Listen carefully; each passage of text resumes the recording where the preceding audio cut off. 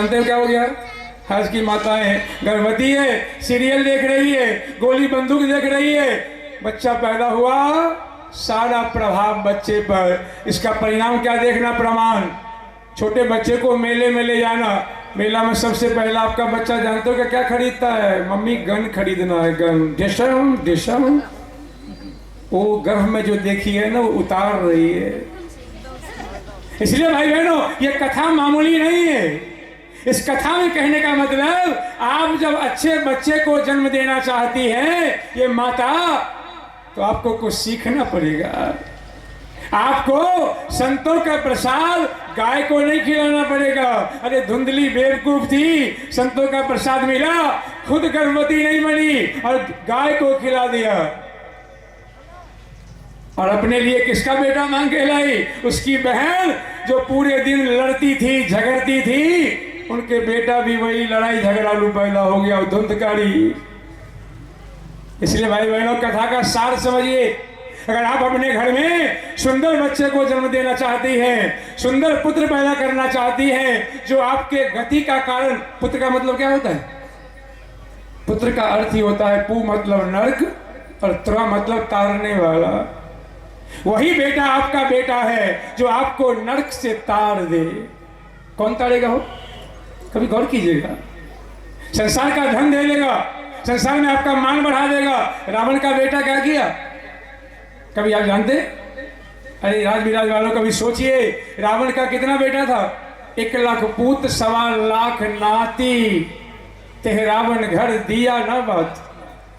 कभी रावण से सीखिए। रावण का बेटा इतना इतना महान था कि तुम्हारा बेटा तो राजविराज में कितना कमा लेगा ना, तो राजविराज पर कब्जा न कर पाएगा। रावण का बेटा इतना शक्तिशाली था कि उसने पहले नाम था मेघनाद, बाद में इंद्र को जीत लिया। इंद्र कौन है? मालूम है कि नहीं? कहाँ का राजा है इंद्र? नेपाल का देवता का राजा है। देवताओं के राजा को जीत लिया और उसका नाम हो गया इंद्रजीत। इतना महान बेटा होने के बाद भी हमारे भारत में, आपके नेपाल में, हिंदू राष्ट्र में रावण को हर वर्ष नवरात्रे के अंतिम दिन क्या करते हैं? जोर से बोलना। क्या करते हैं? रावण का बेटा जब इंद्र को जीत लिया तब रावण को जलाता है। और तुम्हारा बेटा डॉक्टर बन जाएगा तो क्या करेगा तुमको लोग? जोर से बोलना। रावण का बेटा जल रहा है भाई। इसलिए बेटे का क्या मतलब हुआ? ये आज की कथा का सार है कि बेटे में मन लगाओगे ना। हमारे ग्रंथ में लिखा है, अंतकाल गीता में है, भगवत गीता में, यम यम वापी स्मरण भावम त्यज तंते कलेवरम तम तमे वेति कौन्तेय सदा तद्भाव भाविता। हे अर्जुन, जिन जिन भावनाओं से जो व्यक्ति अंत में प्राण छोड़ेगा, उनको वैसी वैसी, जय श्री राम, जय जय श्री राधे। इधर उधर ध्यान नहीं, गड़बड़ हो जाएगा। यही कथा सुनने आए, कोई पता नहीं। ना ना ना ना, हम वो कथा सुनाने नहीं आए। जानते हैं, जब हम पहली बार यहाँ मिले ना, तो हम घर पर आए, उपेंद्र जी कहते हैं इस घड़े में कथा कर दीजिए ना इतने में। प्रमिला बहन जी हैं, मैंने कहा देखिए, समझाया इनको कि आप भागवत करने जा रहे, आप तो हमको बुला लेंगे, हम तो घर में भी कर जाएंगे, लेकिन घर में जब तक ये दुनिया का उद्धार नहीं होगा तो आपका उद्धार होने वाला नहीं है। इसलिए ये कथा यहाँ अरेंज हुई है और इसका पूरा पूरा आप लाभ ले। 3 बात आज सीख के जाइएगा कि बेटा कैसा पैदा हो, कैसा? गौकर्ण जैसा। लेकिन गौकर्ण जैसा पैदा हमारे कहने से पैदा हो जाएगा? नहीं होगा। उसके लिए आपको यत्न करना होगा। और वो यत्न क्या है, आने वाले 6 दिनों में बताऊंगा। ऐसे नहीं होगा बेटा हो भाई।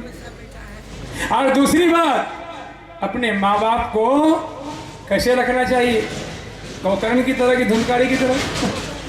कैसे? क्या कहें साहब, उपेंद्र जी भाग्यशाली होंगे शायद।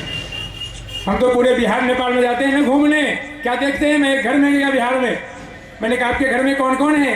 कहा मैं, मेरी पत्नी, 2 बच्चे। मैंने कहा माँ बाप? कहा है ना पिताजी, जिंदा है। मैं कहा है कहाँ, दिख नहीं रहे। कहा हम 4 भाई हैं, हम चारों भाई ने बंटवारा कर लिया है। 7 दिन मैं खिलाता हूँ, 7 दिन मझला वाला, 7 दिन बड़का वाला, 7 दिन बीच वाला। मेरे दिमाग पर हथौड़ा बज रहा साहब, जिस बाप ने सारी कमाई बेटे पे खर्च कर दी और जब उसको सुख का दिन आया तो 4 बेटे ने बंटवारा कर दिया। माँ बाप भिखारी की तरह घूम रहे हैं साहब। हमारी दिल्ली में तो वो हालत है, जानते हैं लोग बुढ़े को इसलिए घर में रखते हैं। मैं कई जगह कहानी नहीं कह रहा हूँ, कहते हुए सुना बहू को, अरे रखिए ना, 3000 में तो नौकरानी मिलती है, उतना काम तो माँ जी कर ही देगी ना। विचार कीजिएगा साहब। अरे आपके घर में भी आपकी यही हालत होने वाली है, बुरा मत मानिएगा। क्यों? समाज एक ऐसे दौर में जा रहा है जहां माँ बाप की सेवा तो दूर, माँ बाप को बोझ समझने लगे लोग।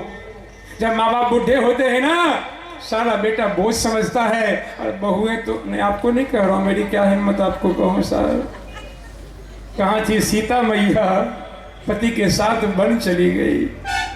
जिया बिनु देह नदी बिनु नारी, तैसी अनाथ पुरुष बिन नारी। आज के इस मिथिला में ही किसी पति को जेल हो जाए ना, आप पत्नी से कहे कि तू भी चल ना जेल, तेरा कर्म है तू भोग। बेवकूफ, सही कह रहा हूँ कि झूठ कह रहा हूँ? ईमानदारी से बोल के गया। रहते हैं मिथिला में साहब, एक भी सीता जी वाला गुण नहीं है। कारण क्या है? रहते हैं मिथिला में लेकिन राम जी वाला गुण नहीं है। राम जी ने अपने छोटे भाई के लिए अयोध्या जैसा राज्य छोड़ दिया, और भरत जी छोटे थे, अपने बड़े भाई के लिए अयोध्या का भोग 14 वर्ष नहीं किया। आज राजबिराज में बड़े भाई ने छोटे भाई के 5 इंची जमीन के लिए राजबिराज कोर्ट में केस कर दिया। किसका गुण हुआ केस करना? राम जी वाला कि रावण जी वाला? जोर से बोलना। पुजारी किसके हो? पुजारी किसके? राम जी के। गुण किसका? गड़बड़ नहीं हो गया? क्यों ऐसा हो गया सर? पूजा कर रहे हो राम जी का। बड़ी समस्या करी साहब। मैं कहा ना, बड़े भाई छोटे भाई कहानी बहुत ज्यादा। मैं एक सुनाता हूँ बराबर। हमने सुना है कि सर बड़ा भाई बड़ा चालाक होता है, आपके यहाँ ना हो। एक बार बड़े भाई और छोटे भाई में 2 ही संपत्ति थी, एक भैंस थी और एक कम्बल था। दोनों ने कहा बांटे कैसे? तो बड़ा भाई चालाक था। बड़े भाई ने कहा ऐसा कर भाई, भैंस का अगला हिस्सा तेरा और पिछला हिस्सा मेरा, जिससे दूध निकले वो मेरा, जिसमें खिलाने पड़े वो तेरा। चालाकी देखिए। और कम्बल जब सर्दी आए ना तो कहे कम्बल दिन में तेरा और रात में। बेचारा छोटा भाई परेशान हो गया, 2 ही संपत्ति है, पागलपन कहीं के पूरा बांट लिए। अब बेचारा गया एक साधु के पास, हम जैसे संत के पास आया, कहा हमारा है, हम तो परेशान हो गए। कहा क्या बात है? कहा ऐसी सी बात है। कहा चालाक को चालाक से ही जवाब दो। कहा क्या करना? एक गुण सिखा दिया, अभी खोलूंगा नहीं।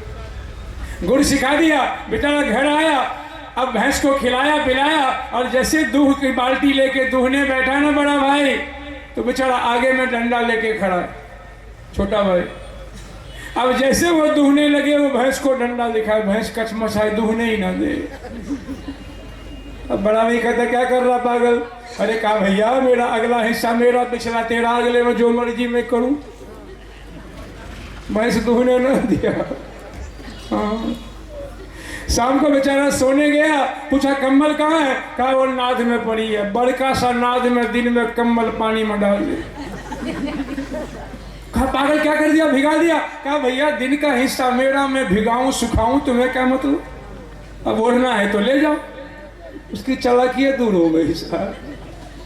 चलो समाज है ना बड़ी खतरनाक हो गया है। भागवत कथा कहती है कि आप भी ध्यान रखना, माँ बाप की सेवा आज आप ना करोगे ना तो पिता पे पूत जात में घोड़ा, ज्यादा नहीं तो थोड़ा थोड़ा। आज तुम बाप को सताते हो, कल तुम भी बाप बनोगे। याद रखना मेरे भाई बहन, इसी सूत्र को याद रखना। अंग्रेजी की कहावत है गिव एंड टेक। जैसा दोगे वैसा मिलेगा। मैं अक्सर कहता हूं past is the waste paper, past is the waste paper, present is the.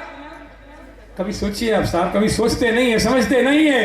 Past is the waste paper और present is the newspaper, future is the question paper life is the answer paper.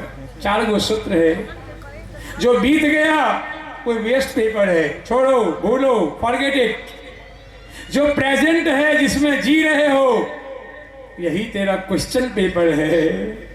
जैसा लिखोगे भगवान के यहाँ वैसा ही तो मिलेगा साहब। एक बार जानते हो, मुक्ति की कथा हो रही है, आत्मदेव की कथा क्या हुई? मुक्ति हो गई। भागवत सुनने थे। एक बार एक पंडित जी थे, मंदिर में रोज पूजा करते, और पंडित जी की मृत्यु हो गई, और मंदिर के सामने ही एक वेश्यालय था, वेश्यालय नाचने वाले। वो वेश्या भी और पंडित जी दोनों एक ही दिन मरे। दोनों गए स्वर्गलोक में। यमराज ने कहा दोनों का निकालो खाता भाई। दोनों का निकाला। कहा पंडित जी को नरक भेज दो और वेश्या को स्वर्ग भेजो। पंडित जी को गुस्सा आ गया, पागल, जीवन भर मैंने मंत्र बोला है, स्वस्ति वाचन कराया, ठाकुर जी की पूजा की, और मुझे तू नरक भेज रहा है। अरे भाग्य देखने में उल्टा सीधा हो गया, ये वेश्या है, इसको नरक मिलना चाहिए, मुझे स्वर्ग, तू मुझे ही नरक भेज रहा है। यमराज कहता पंडित जी दुनिया को उल्लू बनाया, मैं नहीं बनने वाला। कहा मतलब? कहा तू रहता था मंदिर में, लेकिन 24 घंटा तेरा ध्यान इस वेश्यालय में रहता था, वेश्या के ऊपर। और ये वेश्या रहती थी वेश्यालय में, लेकिन ध्यान इसका मंदिर में होता था। मेरे यहाँ कर्म का सिद्धांत नहीं है, मेरे यहाँ तेरे मन में क्या भाव चल रहा है उनका दंड मिलता है। अरे पुजारी जी, तो पूरे दिन वेश्या का ख्याल किया, इसलिए नरक भोजो, और ये वेश्या पूरे दिन ठाकुर जी का ध्यान किया, इसलिए इनको स्वर्ग मिलेगा, तुम्हें स्वर्ग नहीं मिलने वाला साहब। ये दार ले आए। हम लोग भी देखा देखी वाला भक्ति कर रहे हैं। साधु जी ने पूछा ना भगवान जी से कौन कौन प्यार करते हैं? मेरे कहने से भी हाथ खड़े करना, कौन कौन प्यार करते भगवान जी से? क्या बात है, सब खड़ा कर दिया। अच्छा ईमानदारी से बोलना, हम लोग पहली बार आए ना आपके नगर में, हम और साध्वी जी, क्या आज से पहले आप लोगों को हमसे प्यार हुआ था? जोर से बोलना। नहीं हुआ था। क्यों नहीं हुआ था? क्योंकि आज से पहले आप लोगों ने हमको और साध्वी जी को देखा नहीं था। प्यार कब हुआ? देखने के बाद कि देखने से पहले? बाद। इसमें भगवान जी को किसी ने देखा?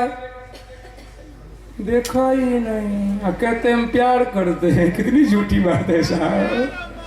इसलिए भगवान को देखने के बाद प्यार होगा कि देखने से पहले? देखने के बाद।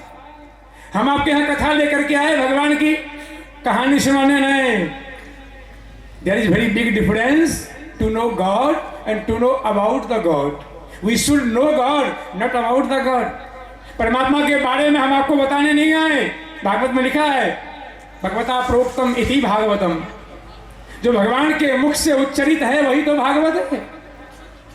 12 स्कंद है, 18,000 श्लोक। इस भागवत महापुराण में सारे राज छुपे हैं साहब।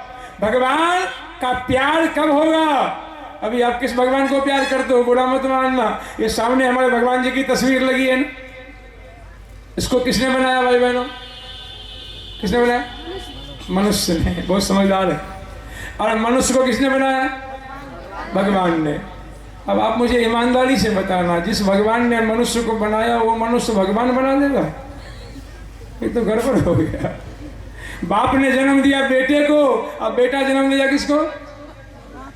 कभी बेटा बाप को जन्मा सकता है? क्या कर रहे हैं हम लोग साहब?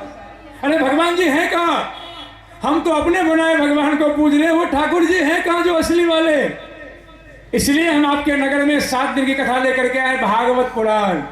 इसमें कहानी नहीं सुनाएंगे, भगवान का दर्शन कैसे होगा, आप सभी भगवान को कैसे देखोगे। और देखोगे नहीं, अगर कथा ध्यान से सुन ली तो कथा के बीच में 3 दिन जो लोग चाहेंगे उसको भगवान का दर्शन भी हम लोग करा के तब वापस जाएंगे। कहानी सुनाने नहीं आए भगवान, दिखाने भी आए। और जब देख लोगे ना तो प्यार करना नहीं पड़ेगा, प्यार हो, जोर से बोलिएगा। एक लड़की से, हमारी प्रमिला बहन जी है ना, अब बेटी है जब शादी होने वाली। अब ये बेचारी रोज बेटी से के अपने पति से प्यार कर, पति को खूब मान, पति को खूब प्रेम कर। ईमानदारी से बोलना, उसने पति को कभी देखा नहीं, पति अभी हुआ नहीं, पति घर गई नहीं, क्या उस लड़की को पति से प्रेम होगा? नहीं होगा। और जिस दिन विवाह हो जाएगा ना, ससुराल चली जाएगी और 6 महीना ससुराल में रह जाएगी, और तब जब मायके आएगी तो मायके में बर्तन मांजेगी, और ध्यान कहाँ होगा? ईमानदारी से बोलना, कहाँ ध्यान होगा? ससुराल में होगा, पति पर होगा। पहले नहीं देखा था, ध्यान में पति नहीं आ रहे थे, लेकिन देख लिया तो जहां भी जाती है वहां किसका ध्यान आता है? यही तो हालत हमारी है सर। हमने भगवान को देखा नहीं और लगे हैं पूजा करने में। हम आपको कहने आए, भगवान को देखिए, देखने के बाद प्रेम होने लग जाएगा, और जहां भी जाएंगे ना वहीं भगवान का प्रेम होगा। खाते पीते, साहब जी ने कहा ना, भगवान के लिए कुछ छोड़ने की जरूरत नहीं है। आप जहां रहेंगे वहीं भगवान की याद आए, लेकिन याद तब आएगी जब भगवान को देखोगे। बिना देखे भगवान की याद बेईमानी है, कहानी है। इसलिए श्रीमद् भागवत में 3 सूत्र है, और सबसे पहला दोहा है, सच्चिदानंद रूपाय विश्वोत्पत्तादि हेतवे। कभी पढ़िए आप भागवत साहब। जो सारे विश्व के उत्पत्ति का कारण है वो सच्चिदानंद है। और वो कौन है? तापत्र। कभी कभी पढ़िएगा तब ना, भागवत तो सुनते हैं, कभी सुना है कि नहीं पता है। भगवान हमारे वेदव्यास जी कहते हैं एक जगह बड़ा सुंदर, भागवत पुराण नहीं, कृष्णस्तु भगवान स्वयं। हमारे भगवान कृष्ण जी की चर्चा हमारी साध्वी जी करेंगी, साथ दे। वो ठाकुर जी स्वयं भगवान है, लेकिन वो कहाँ है, कैसे मिलेंगे, हम आपको आने वाले दिनों में क्रम वाइज चर्चा करेंगे। 6 दिन बाकी है। एक विनती आपसे, कथा के बीच में जब तक संपन्नता की घंटी ना बजा दे हम, जब तक कथा की आरती ना हो जाए, अंत में प्रसाद हमारे उपेंद्र जी बड़े भाग्यशाली हैं, सौपत्नी प्रमीला जी, अरुण जी, सबका मैं कहता हूँ धन्यवाद। उन्होंने एक महान चीज आपके नगर में लेकर के उपस्थित हुए हैं। श्रीमद् भागवत कथा इतनी बड़ी कथा है साहब कि राजा परीक्षित को, कभी सोचिए आप, परीक्षित को एक झूठे क्रम से कहानी आगे आएगी। वो मुकुट पहन के किसी ऋषि के गले में सांप डाल दिया, तक्षक नाग। और उसके श्राप से बचने के लिए कैसे मोक्ष मिलेगा, तब श्रीमद् भागवत का सुखदेव जी मुनि के द्वारा सुनाई। आज वही कथा उपेंद्र जी आपके नगर में लेकर के आए, आपके उद्धार के लिए। लेकिन जानते हैं, कथा को बड़े रस से सुनिएगा। साध्वी जी हमारी बहुत ऊंची चीज लेकर के आपके बीच आई, और अगर आप ध्यान से छटपटा के नहीं, बच्चों में खेलने में नहीं, कहानी सुनाने में नहीं, भागने में भी नहीं।